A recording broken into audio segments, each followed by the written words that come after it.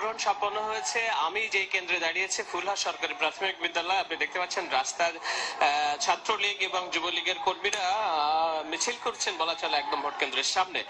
কারণ হচ্ছে যে 4টার পরে বেশ কিছু মানুষ তারা ভোট কেন্দ্রে ঢোকাতে চেয়েছিলেন, কিন্তু এখানকার আইন শৃঙ্খলা রক্ষাকারী বাহিনীর সদস্যরা সেই কাজে বাধা দিয়েছেন। আজ সারাদিন নিঃসন্দেহে বলতে হয় যে আইন শৃঙ্খলা রক্ষাকারী বাহিনীর সদস্যরা খুব তৎপর এবং সৎ জায়গা থেকে দায়িত্ব পালন করার চেষ্টা করেছে বলে আমাদের চোখে ধরা পড়েছে এবং আমরা কিছু নমুনাও দেখেছি। এবং সেই দায়িত্ব পালন করতে গিয়ে কোথাও কোথাও স্থানীয় সংসদ সদস্যের কাছ থেকে বাধার সম্মুখীন হয়েছে। ঘটনাটা বলবেন কি হয়েছে?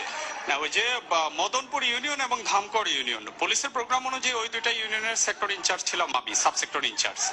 তো আমি মদনপুর ইউনিয়নের কেওডালা কেন্দ্রে যখন গিয়েছি যে ওখানকার পরিস্থিতি কি জানার জন্য, প্রত্যেক কেন্দ্রে কেন্দ্রে ভিজিট করতেছি, তখন ওখানকার কেন্দ্রের পুলিশ ইনচার্জ, প্রিজাইডিং অফিসার এবং মোবাইল স্ট্রাইকিং ফোর্সের অফিসার আমাকে জানালো যে ওখানকার সালাম চেয়ারম্যান, মদনপুর ইউনিয়নের চেয়ারম্যান, উনি এসে বলছেন যে পুলিশের কেউ এখান থেকে মাথা নিয়ে যেতে পারবে না। পুলিশের কেউ মাথা নিয়ে যেতে পারবে না। আনসার পুলিশ, আইন শৃঙ্খলা বাহিনীর কেউ বেঁচে থাকবে না, একটাও এখান থেকে যেতে পারবে না আমাকে যদি এখানে কাজ করতে না দেওয়া হয়। আপনি তাকে অ্যারেস্ট করেননি? আমার কথা শুনেন প্লিজ।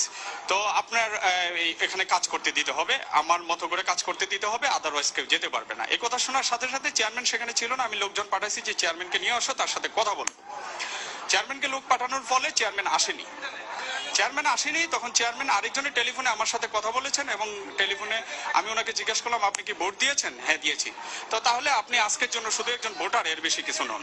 আপনি ভোট দিলে ভোট দিয়ে চলে যান, আপনি কারো ভোটে ডিস্টার্ব করবেন না, আপনার ভোটেও কেউ ডিস্টার্ব করবে না। এই কথা বলার পরে উনি বলতেছে যে আপনি কি আমাকে থ্রেট দিচ্ছেন? আমি বললাম থ্রেট তো আমি দিচ্ছি না, থ্রেট আপনি দিলেন আমার লোকজনকে। আপনি বলছেন যে পুলিশের কেউ মাথা নিয়ে যেতে পারবেন না। তা বলছে আপনি কি, আপনার নাম কি, পরিচয় কি, আপনি থাকেন ওখানে, আমি আপনাকে দেখাচ্ছি। এই কথা বলার সাথে সাথে আমি আমার পুলিশ সুপারকে জানাই। পুলিশ সুপার আমাকে বললো যে তাকে অ্যারেস্ট করো, আমি ফোর্স পাঠাচ্ছি, দ্রুত তাকে অ্যারেস্টের আওতায় নিয়ে আসো। সাথে সাথে আমি র্যাব কল করলাম, বিজেপি কল করলাম, তারাও পৌঁছালো, আমার ফোর্সের সংখ্যাও বাড়লো এবং তাকে যখন অ্যারেস্টের প্রিপারেশন নিচ্ছি যে তার বাড়িতে রেড দিয়ে, আশেপাশে রেড দিয়ে তাকে অ্যারেস্ট করবো, সঙ্গে সঙ্গে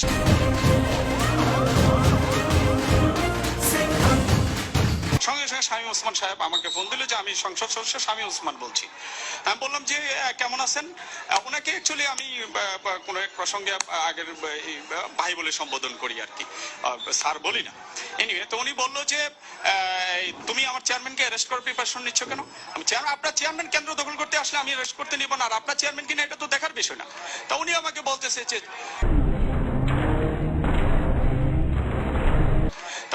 বলতেছে যে প্লিজ, আমি শামীম ওসমান বলছি, আমি কাউকে প্লিজ বলি না, আমি বলছি গিভ হিম দ্য ক্লিয়ারেন্স। তুমি কেন্দ্রটা ছেড়ে দাও, তুমি তোমার মতো করে চলে দাও, গিভ হিম দ্য ক্লিয়ারেন্স। সময় দ্রুত ফুরিয়ে যাচ্ছে, 4টার ভিতরে 70 থেকে 80% ভোট কাস্ট করতে হবে, তুমি কেন্দ্রটা ছেড়ে দাও এবং চলে যাও।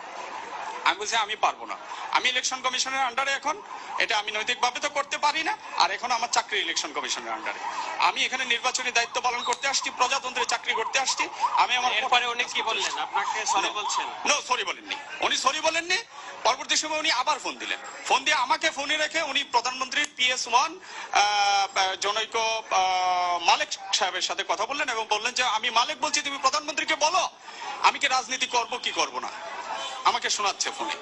আমি বলছি আপনি কার সাথে কথা বলেন দেখার বিষয় না, আমি খুব ছোট অফিসার, আমি এখানে দায়িত্ব পালন করতে আসছি, আমার দায়িত্বটা আমাকে পালন করতে দিন। বলছে কুত্তার বাচ্চা, শহরের বাচ্চা, বাস্টার্ড, তুই কি পারবি কর, তোরা আমি দেখে নিব। এটা আপনার ফোর্সকে, আপনার প্রধানকে জানিয়েছেন? হ্যাঁ, আমি জানিয়েছি, আমি আমার ঊর্ধ্বতন অফিসারকে জানিয়েছি এবং মোবাইলে যখন উনি কথা বলছিল র্যাবের মেজর সোহেল সাহেব এটা শুনছে, আমি লাউড স্পিকারে ওনাকে শুনিয়েছি, আমার বডিগার্ড, আমার ড্রাইভার, তারাও শুনেছে। এই ঘটনায় আপনি শঙ্কিত কি নয়? অবশ্যই আমি শঙ্কিত, এই ঘটনায় আমি অত্যন্ত শঙ্কিত। উনি আমাকে সরাসরি থ্রেট করেছে, হুমকি করেছে এবং উনি কেন্দ্রের ক্লিয়ারেন্স চাচ্ছে যে তুমি অ্যাক্সেস দিয়ে দাও, ক্লিয়ার করে দাও। সেটা তো আপনার অনুমতি নাই। আমি এটা করতে পারি না, অনুমতি থাকুক বা না থাকুক। আমি পুলিশ অফিসার হয়ে কি কেন্দ্র আরেকজনকে ভোট ছাপানোর জন্য দিয়ে দিতে পারি নাকি? এটা নিয়ে আপনার যে ফোর্স, সেটা ব্যবস্থা নেওয়ার আপনাকে আমি কন্ট্রোলকে জানিয়েছি, কন্ট্রোলে আমি এটা নোট দিয়েছি। আপনি ঠিক আছে, আমরা শুনছিলাম শোভন একজন পুলিশ কর্মকর্তা যিনি, যাদের কিনা আসলে সকাল থেকে সারাদিন এই দায়িত্ব গিয়েছে।